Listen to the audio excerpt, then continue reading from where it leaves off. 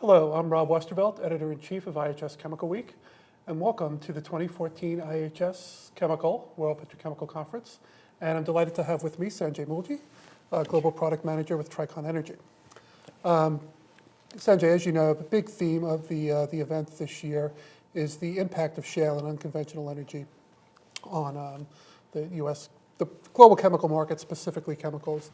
A lot of project announcements, but I think you're well positioned to, given Tricon's role in distribution and supply chain, to give an assessment of how this is impacting the supply chain. So beyond the projects that have been announced, what impacts have you seen on chemical supply chains?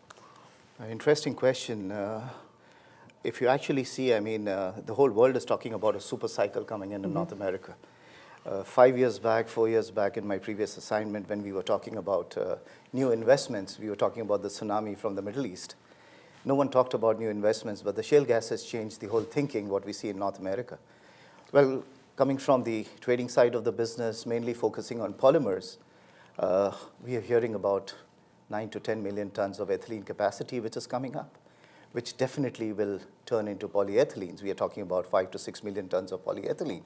Now, if you look at the demand-supply scenario in North America or with the US, we are going to see about 4 to 5 million tons of polyethylene being exported out of the country. I mean, yes, some will move within the region, some will go to South America, but if you look at Latin America, South America markets, it's about 1 million tons. But the rest of the 3 to 4 million tons will have to find a home overseas.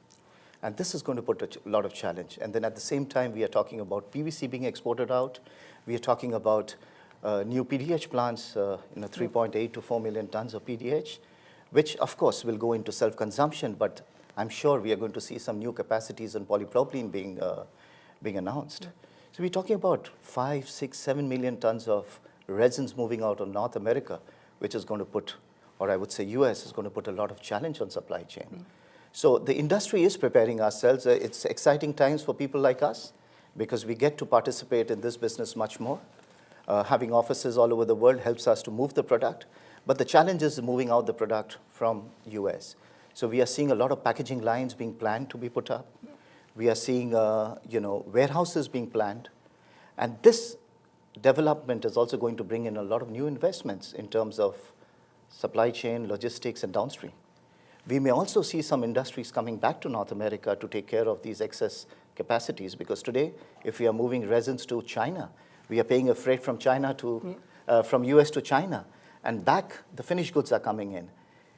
That price, what we are paying on a supply chain, may help in bringing a little more expensive labor here, but at the same time, with the cheap electricity costs because of the shale and because of the gas or because of the energy prices, we may see industry being revived here.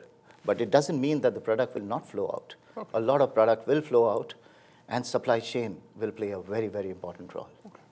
Do you think, are the related investments needed in supply chain being made?